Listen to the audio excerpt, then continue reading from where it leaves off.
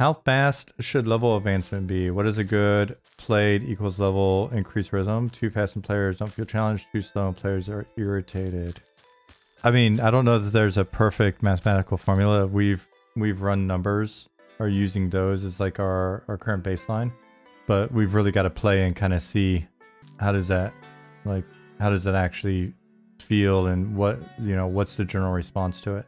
So I'm gonna give you a bit of a non-answer there because honestly, like sitting down and walking through sort of the mathematical progression and then the logic behind it would take pretty much all my concentration, and it'd be cool to have more than just me talking about it. But I mean, I can talk about intent, which is, I mean, the intent the intent is, for the time being at least, that the advancement both feels like something that's occurring, right? Like you can see that you're advancing, but isn't something that you just kind of want to rush through where it's like in a session, it's like ding, ding, ding. Why are you advancing in the first place? You should be advancing to unlock new abilities, right? New spells, to increase certain skills that impact essentially your relationship in combat to the mobs. And so, you know, the feel that we're shooting for is something where instead of the first like 5 or first 8 levels being kind of throwaway, and then you start to actually feel the real game. Oh shit, now I actually care about equipment. Now I care about the spells that I have and like what I've got loaded out, etc. I really want the first 5 levels of the game to feel like those higher levels, or, you know, not higher levels, but you know that feel you hit when it's like the game starts to feel like the game around a level 8 or 15 or whatever in some other games. Like, let's just have that from the beginning. And so that's why we've refactored things like the resists to make it so that we can actually do things with resists at the early levels. That's why we got a dungeon over here that you can go into at level 1, you know, level 2.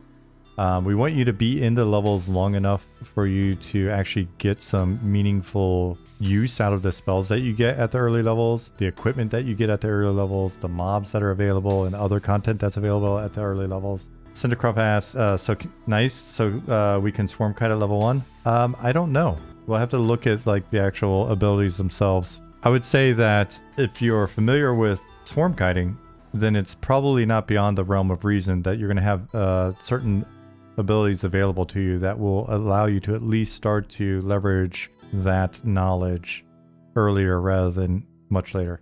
So I think I was just watching, so I don't think, I mean, I know for sure, Josh Hayes has a new video that he just posted that's basically getting into group content and raid content being available at the earliest levels, so that you're not just playing one game for a certain period of time and then switching to the end game, which then has very different gameplay. And I mean, I think I don't necessarily agree with everything that's kind of said or sort of the analysis in the video, but I do definitely agree with that aspect of it. The game should be the game from the beginning. Don't necessarily need levels. For example, at max level, even getting one piece of epic gear is nice. Yeah, so you guys let me know next time I don't have auto attack on. Or a target. How about that? Yeah, I mean, there are a number of beats that can happen that are indicative of progression that aren't just your level, that can happen in these lower levels that still make you feel like you're having a meaningful gameplay experience, right? I mean, one of the interesting things is if you're blasting through levels at the low end, you're also probably blasting through level appropriate content, and a lot of that level appropriate content in theory is doing things like familiarizing you with the world, familiarizing you with different, you know, key NPCs or individuals or mobs and their, you know, their background, right? Like there is Shira out here at level 2. There's Jackals out here. I think the lowest, well, maybe, what is the lowest level of Shira? 3? 2? Anyways, that Shira is level 4. Okay. I think the other ones, the scouts too. Anyway, there's all this cool shit that you can be doing and experiencing and basically enjoying about the game and at those lower levels. And those things, if you're taking advantage of them, and ideally we designed a game in a way where it feels worthwhile to take advantage of them, those are meaningful progression beats in a sense too. Every new sort of quest that you discover, especially ones that are potentially repeatable, that's a beat. Every every time you discover that there's a merchant that's got some interesting shit that maybe you can't afford now but can come back to, that's a beat. One of the reasons why we're being a little more hardline on things like inventory and, you know, how we're going to be pricing bags and pouches and backpacks and things like that is because the more we put in constraints, the more the mechanisms by which we then allow you to breach those constraints or mitigate those constraints feel meaningful.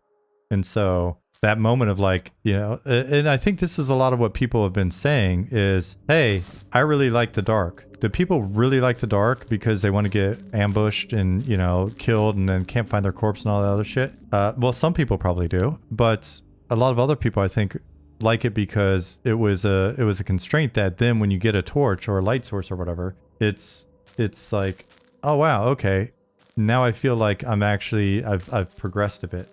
Group said, I love the idea of spending a lot of time in lower levels exploring. I like that slow burn, not max level in 2 weeks and just grinding the in-game for you. Yeah. Grumpy said, I remember my favorite thing about EQ in 99 was the large scale of adventure as a very weak player, being trapped at guard towers in West Corona because it was night and I was unprepared and had no map. I can't remember, were there werewolves in West Corona as well? Little things like that where you're just scared shitless. It definitely makes an impact.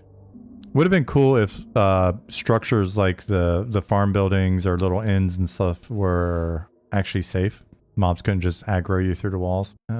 Ethan said, I think it's the lighting's more about aesthetics and gameplay is what you mean. Aesthetics definitely an important factor. Gameplay, I don't know. I think it is about gameplay for a lot of folks. And yeah, there are different things like, and Peach is saying there are different things that we could potentially play with if we want to continue to tweak the gameplay aspect of it. And then we'll have things naturally, like we've already got it in here, day-night cycle, different mobs spawn depending on whether or not it's day or night, and they behave slightly differently. So like the nighttime skeletons, you'll see them, they have glowing eyes, they're aggro, they're also social, they move a bit faster, it's sort of their base movement. And then daytime skeletons are the ones you see just sort of skulking around, walking slowly, their lights aren't glowing, they're not social, but we've got to fix a bug where when we switch like day and night, it's not depopping stuff. So then the system will truly start to work. And then we'll be able to leverage things like when the sandstorm hits, we can spawn sandstorm specific mobs as well. Things like that. Yeah, the whole players are too savvy now, so a lot of that stuff's not going to be as scary. I mean, that's true to a certain degree. Probably a significant degree, but we'll see. I mean, it's one of those things where you can't necessarily promise that you're going to have the experience that you had back in the day, but we can at least make the attempt to leverage some of the elements that we feel made that experience what it was, and then just kind of see how it goes. Who knows? I think a lot of people, what will wind up happening is you're never going to have the 1999 experience again. You're just not. That was 1999. But if we can provide you with a reasonable experience, you know, in the 2020s, then if it feels better than other experiences you've had since then, in that it does cause you to harken back to a fair amount of the stuff that made 1999 so special, then we've won. Yeah, so that's the other thing. There's a surprising number of people that are discovering like P99 and EQ and that old style for the first time, and they're younger folks. So that'll be interesting. A lot of them will also be more sophisticated, but Demetrium says Classic EQ has an amazing lighting engine that I feel gets ruined, washed out when too many players have light sources. On P99 yesterday, I had a City of Mist group. Somehow nobody had a light source and everything looked amazing. Any thoughts on how to design around this to keep lighting important, atmospheric? So the first thing we're going to do is just really pay attention to the availability of light sources. So even like this torch, we've got the ability in now. I need to make a note to like actually have it set the torch up to work this way. But like this torch should burn out. And playing around with the progression of light. The other thing too, though, is I think some of it's going to be a matter of building our world with textures and base lighting that works well with other lights. So if you look at some of the older VODs that we have, where we're in Wormsbane, the dungeon over here, and you see like you see us casting different spells. We're really going for some like interesting lighting on the spells. The spells actually have light, the ability to emit light, keeping our light sources pretty chill, not overblown initially. Makes it so like the different lights playing with the textures actually adds to the atmosphere instead of just blowing it, if that makes sense. If you go back to some of those old VODs, you'll see us playing in a dungeon, and I don't know, I think it's pretty rad to see the different spells emitting light. Dimitrum said, awesome to hear you guys are thinking about lighting. I feel like one thing about UQ that gets overlooked way too often. No, it's pretty massive. Lighting, so I mean, we're going for, if you look at like our shape language in Geo style, we're going for a lot simpler Geo, but we want to put really nice quality textures on that give you that sense of being in like an old fantasy painting. And then lighting does so much of the lifting for us. So even like our day-night cycle, when you look at the, one of the first things that went in was, despite our very simple kind of geo in our textures, we're really leaning heavily into the lighting in the engine, right? And so we've already got like the God rays and fog in the distance, and that's why we were leaning into the darkness in the dungeon and putting the additional light on spells and all of that, just because when we look at different paintings and fantasy scenes and stuff, we can see even there where they're simulating the lighting and how much it can add. So Finadorm said, I know in EQ there are guards that attack certain races, so they added good evil cities. Is that something that you'll apply to this game? Yeah, there'll definitely be different cities that work better with different factions. For the proof of concept, we're starting with Night Harbor, which is intentionally designed to be a bit more lenient on that front at first. And as the world expands, then we'll probably be tweaking a lot of that. But factions are very important to us. And the ability for players to also maybe put in the work and grind out to be able to work with factions that maybe they weren't originally available to them is definitely another big part of it. So we'll be using that both in sort of like the standard factions that you expect, and then the way that we approach religions will work a lot like faction system as well. Demetrium said passive perception stuff is cool because it's more like your character notices things instead of the player. Yeah, and it makes it to where we're not just going everywhere and kind of looking, though I do like that manual ability being available for areas where you just kind of get that sense that there's probably something here. And I really do like the idea of tying it into just a bunch of varied sort of perception trigger types. One of the daytime skeletons. What's your take on stats like heroic stats on certain items that can breach a stat cap, or skill modifiers like crit, dodge, defense, etc. modifier? I don't know that. Well, man, he's got a lot of stuff on him. And he's got the jawbone straight out of the gate. All right, we're done here. Personally, I don't know that I've got a strong stance. As long as we've factored it into like the headroom on the various stats, like as long as we've accounted for it, I think the more the merrier. There is a well nearby. So I didn't put this in. I'm assuming Nick put this in. But I just used look, inspect, well. I see nothing out of the ordinary. Okay.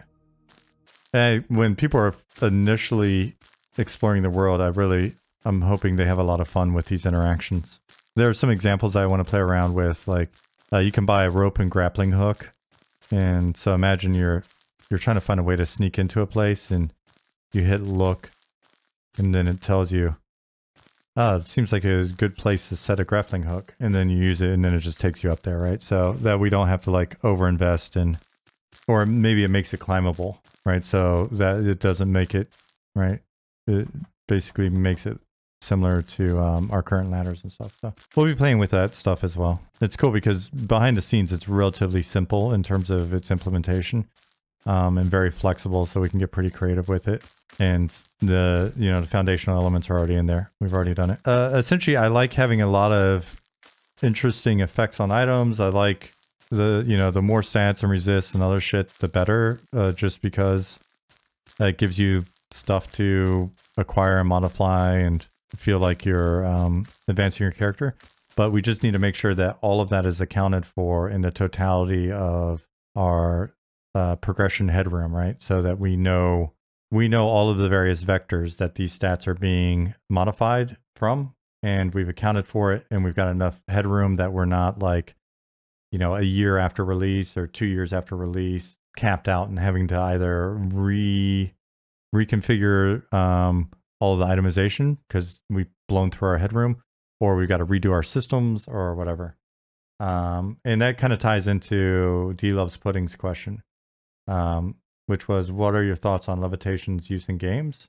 So an EQ mobs could still hit you if they could path to your XYZ coordinates regardless of how high your Z axis was. Mainly that wasn't intentional. I think that was just an issue with how Z-axis worked. That's why there are so many random Z-axis exploits and why we couldn't build towers and shit early on. And, so it's like tower frozen shadow is not truly a tower. That was a discussion we had all the time with the environment folks. So it's just kind of a bug. It was the same bug that facilitated their early, conquests, early attempts on the warders, right?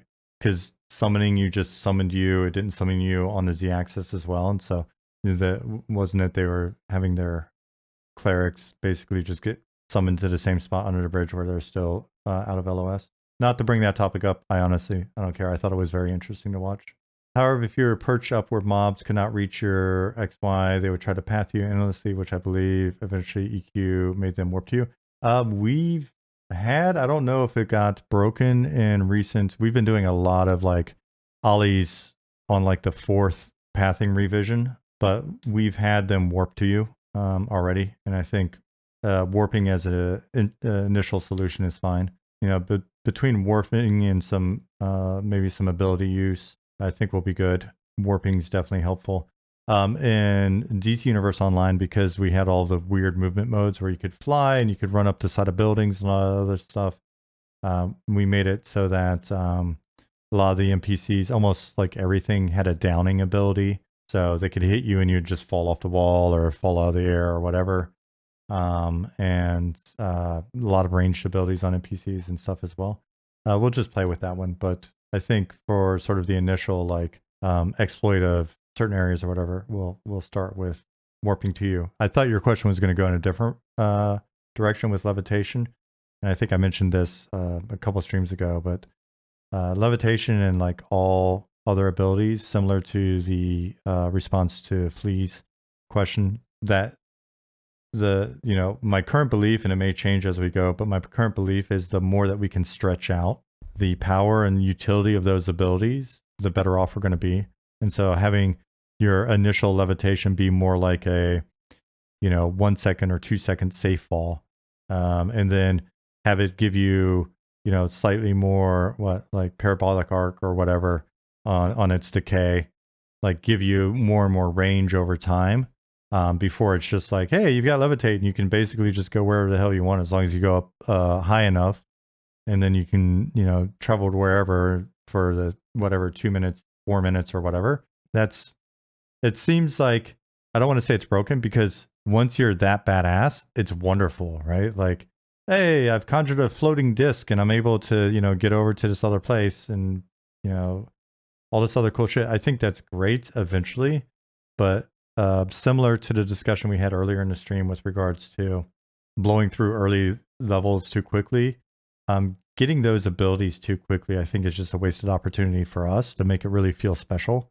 And then when you do see, like somebody that's just got that constant lev or the ultra fast speed or whatever, then they're a badass. They're very far along in the progression, and they've been able to come back and maybe re-explore dungeons or zones in a different way. Chris Perkins talks about this a fair bit, I think, on the various Pantheon streams and stuff, about like that sort of Metroidvania ability to come retraverse and re-explore areas when you've got new abilities that allow you to actually get up there. And I know they're doing that with climbing and other abilities and stuff. And I think that's the right approach. And so the more that we stretch it out, the better, just because it gives you something to aspire to. It stretches out used to make a really bad analogy. in the EQ days, but I was a lot more crass and younger. It stretches out the coca a little bit, right? It's the baby powder that gets you a little bit more value out of your product. So, and any opinion on guild emblems and colors for putting on cloaks, shields, and other stuff? We were talking about it. My personal opinion, I'll just say my personal opinion, because it's early and I don't want to say something lame and then have you guys blame the team. Personal opinion on that one is yes for their availability, but make them something that's actually, you know, you've really got to put some work in as a guild to be able to get it. Like have that be, I think when we talked about this before, I think different folks had an idea, so I don't want to steal anybody's idea and say it was mine, but we were talking about it, and I think ideas were sort of bandied about as well, of like having certain accomplishments that you do as a guild unlock options in that area as well. So it's not like every little guild that just sort of like, hey, will you join my guild real quick? You can quit afterwards. It's all good, you know, kind of thing. Timmy's Gang Squad or whatever, total of 2 people in the guild, have all this cool looking guild emblem shit, etc. Chinny D said, in response to my previous thing, that could be interesting. That way when you see an emblem guild, it means something like a faction. Or, you know, that they've also maybe done something significant.